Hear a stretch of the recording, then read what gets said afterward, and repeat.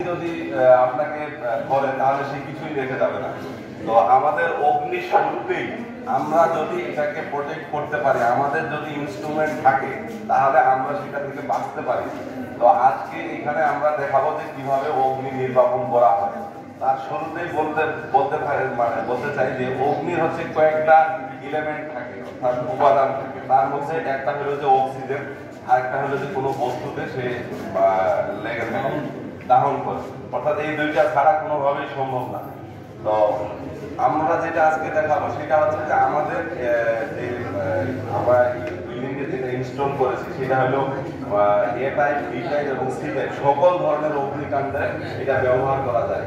তো এটাই আজকে আমরা দেখাবো এবং কিভাবে করে এটা আমরা ব্যবহার করবো। এটা আমাদের ওয়ালে টানানো থাকে, এই ওয়াল থেকে নিয়ে আসে কিভাবে ব্যবহার করে এবং সেটা অগ্নি নির্বাপন করা যায় সেটি আমরা দেখাবো। এবং এই ক্ষেত্রে আমাদের একটা জিনিস মনে রাখতে হবে সবাইকে, অগ্নি হচ্ছে কাউকে ছাড় দিবে না। আমাদের নিরাপদ দূরত্বের থেকেই এই অগ্নি নির্বাপন করতে হবে। আমি সবার দৃষ্টি আকর্ষণ করছি যে যারা অগ্নি নির্বাপন করতে যাবেন, সেটা পানি দিয়ে হোক, এক্সটিংগুইশার দিয়েই হোক, আর বালি দিয়েই হোক, নিরাপদ দূরত্ব থেকে সেটা নির্বাপন করবেন। না হলে আপনার শ্বাসনালী পুড়ে যাবে, আপনি বুঝতেই পারবেন না, আপনি পড়ে যাবেন, মারা যাবেন। আরেকটা হচ্ছে যে আমাদের যে অগ্নি যখন হয়, যদি আমার কাছে কোনো ধরনের ইনস্ট্রুমেন্ট নাই যে এটাকে আমি নির্বাপন করবো, তাহলে আমরা কিভাবে পালাবো?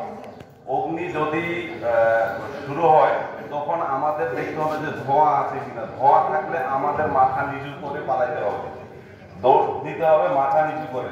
আপনি মাথা উঁচু করে দৌড় দিলে ধোঁয়া যদি নাকে ঢুকে যায়, আপনার শ্বাসনালী পুড়ে যাবে, আপনি কিছুক্ষণ পরেই পড়ে যাবেন।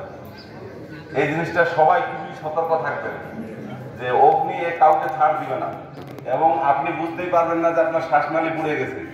আপনি দৌড়ে যাওয়ার পরে বুঝতে পারবেন যে আপনার শ্বাসনালী পুড়ে গেছে। তো এটা নিরাপদ দূরত্বে সবসময়ই থাকবে এবং এই জিনিসটা মাথায় রাখবেন। তো আজকে আমরা আমাদের প্রিপারেশন মোটামুটি শেষ করছি। আমরা এখন মেবি আমাদের ডিজি স্যারের জন্য অপেক্ষা করতেছি। স্যার আসলে আমরা এটা এক্সারসাইজ শুরু করবো ইনশাআল্লাহ।